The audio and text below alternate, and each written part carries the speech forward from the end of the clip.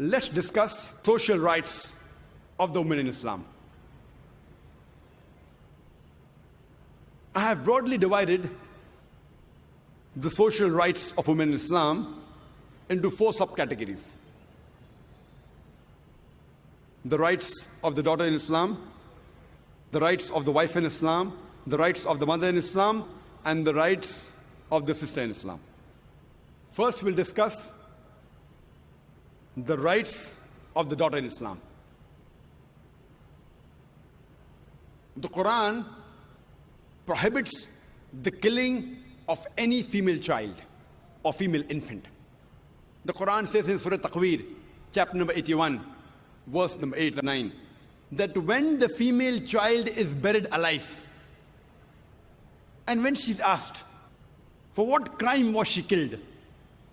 Quran prohibits the killing of female children and female infants. The Quran does not only prohibit the killing of female infants, it prohibits the killing of all infants, all children, whether male or female.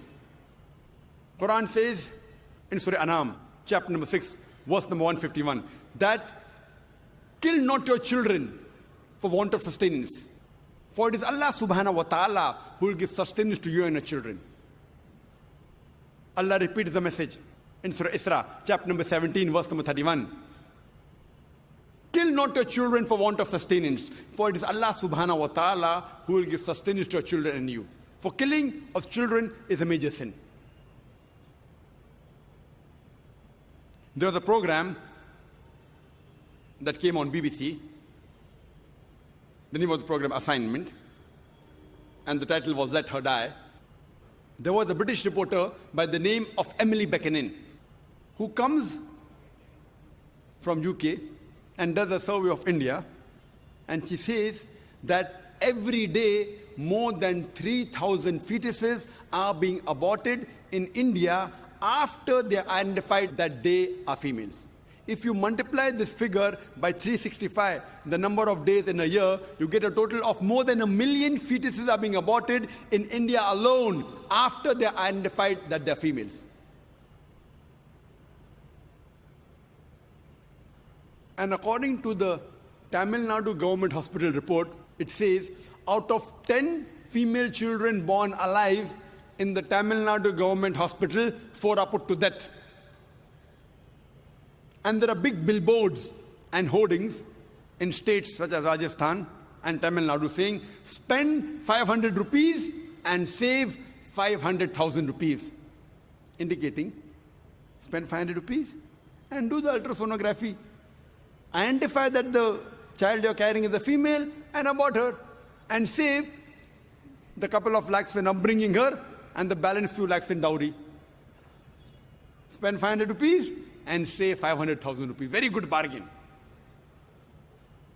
Because of this evil practice of female infanticide and female feticide, you find the sex ratio in India, it is imbalanced.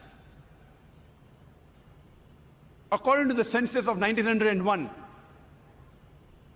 for every 1,000 males in India, there were 972 females in 1901 census. As science and technology is advancing, you can identify easily whether the child is a male or a female. So as science and technology is advancing, the women are being subjugated. According to the census of 1981, in India, for every 1,000 males, there were 934 females.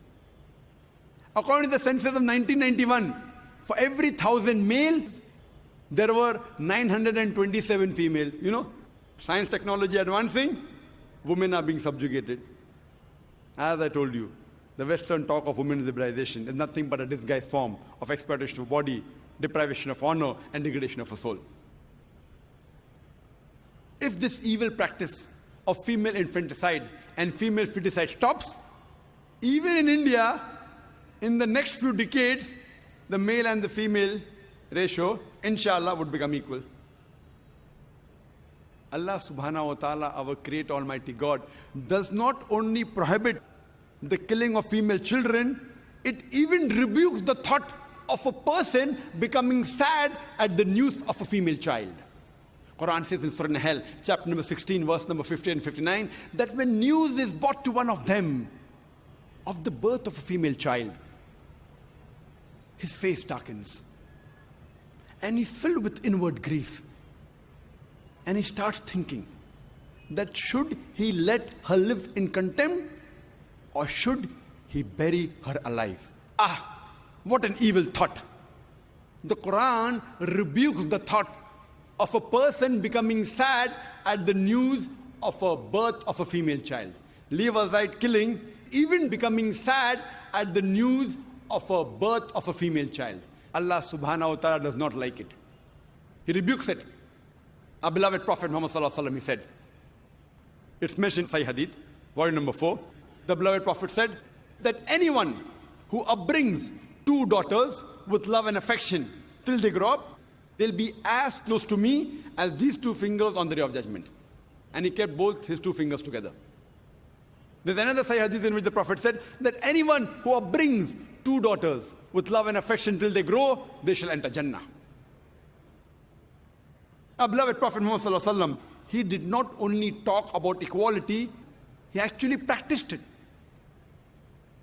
Once there was a man who kissed his son and placed him on one of his laps, but did not do the same for his daughter.